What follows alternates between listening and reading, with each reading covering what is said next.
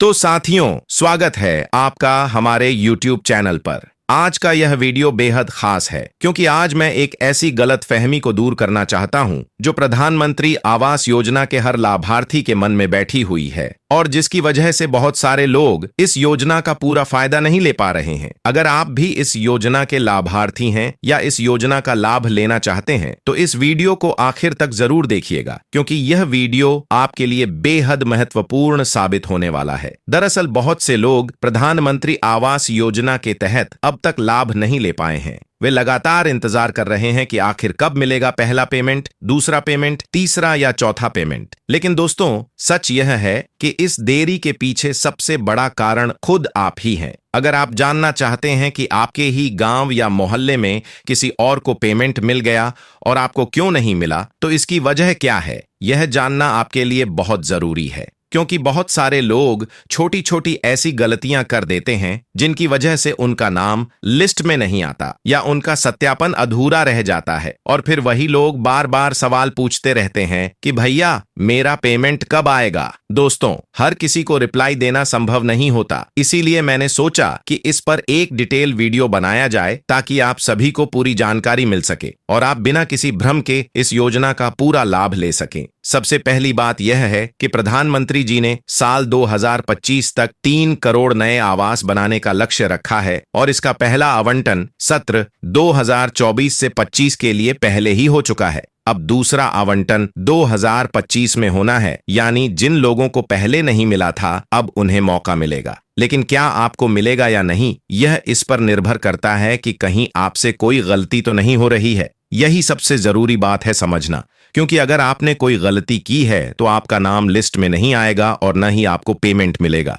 बहुत सारे लोग जो बार बार यही पूछते हैं कि उनका पेमेंट क्यों नहीं आया, वे खुद नहीं जानते कि उन्होंने खुद कौन कौन सी गलतियां कर दी हैं। जैसे कि सबसे पहली गलती जॉब कार्ड से जुड़ी होती है। अगर आप चाहते हैं कि आपको मनरेगा के तहत मिलने वाली मजदूरी का पैसा यानी 45 या 90 दिनों की मजदूरी पूरी तरह से मिल जाए तो सबसे जरूरी है कि आपका जॉब कार्ड अपडेट हो और पंचायत में जमा हो। अगर ऐसा नहीं है तो फिर आपको वह मजदूरी वाला पैसा नहीं मिलेगा। यह बात मैं पहले भी कई बार बता चुका हूं और फिर से दोहरा रहा हूं कि यह जरूरी है। दूसरी बात जो बहुत जरूरी है और जिसे लोग अक्सर नजरअंदाज कर देते हैं वह है शौचालय योजना का फॉर्म। पहले यह पैसा प्रधानमंत्री आवास योजना के साथ ही दिया जाता था, लेकिन अब सरकार ने यह व्यवस्था अलग कर दी है, यानी शौचालय के लिए आपको अलग से फॉर्म भरना पड़ेगा। अगर आपने यह फॉर्म नहीं भरा है तो आपको इसका पैसा नहीं मिलेगा। शहरी इलाकों में रहने वालों को इस योजना के तहत थोड़ी ज्यादा राशि मिलती है,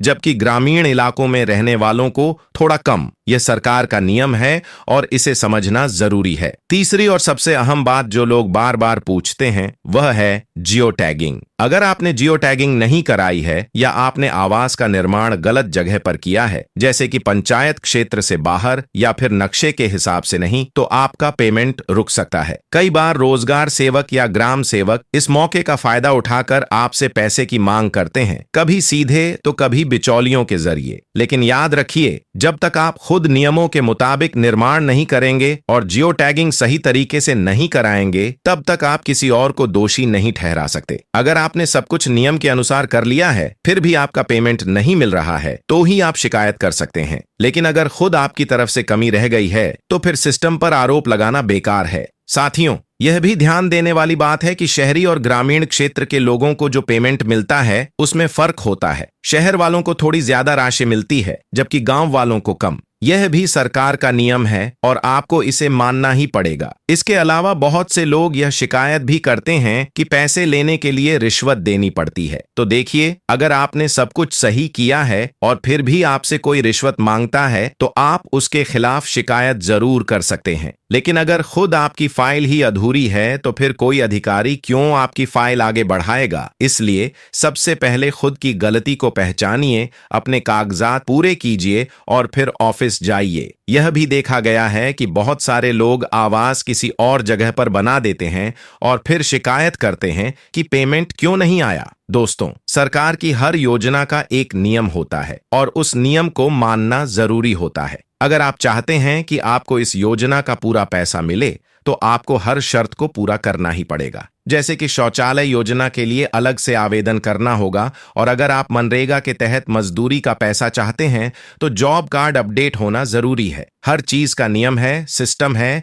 और आपको उसी के हिसाब से चलना होगा। अगर आप ऐसा करेंगे तो आपको योजना का पूरा लाभ जरूर मिलेगा। मैं हमेशा कोशिश करता हूं कि आपको सही समय पर पूरी जानकारी दूं, चाहे वह प्रधानमंत्री आवास योजना से जुड़ी हो, नया राशन कार्ड अपडेट हो या कोई और सरकारी योजना। मेरा मकसद यही है कि आपको हर योजना की सही और पूरी जानकारी मिले, ताकि आप किसी भी योजना से वंचित न रह जाएं। इसलिए आपसे अनुरोध करता हूं कि चैनल को सब्सक्राइब जरूर कर लें और नोटिफिकेशन बेल को दबा दें, ताकि आपको हर नई जानकारी सबसे पहले मिल सके। यह वीडियो हर उस इंसान के लिए है जो प्रधानमंत्री आवास योजना का लाभ लेना चाहता है लेकिन किसी वजह से रह गया है। मैंने इस वीडियो में हर बात विस्तार से बताई है ताकि आपकी हर समस्या का हल निकल सके। अगर आप इन सभी बातों को ध्यान से सुनेंगे और उन पर अमल करेंगे तो यकीन मानिए आपका पेमेंट जरूर आएगा और आप भी इस योजना का पूरा लाभ ले पाएंगे। तो चलिए, बने रहिए और जुड़े रहिए, क्योंकि आपका हक है और उसे पाने का रास्ता भी यही है।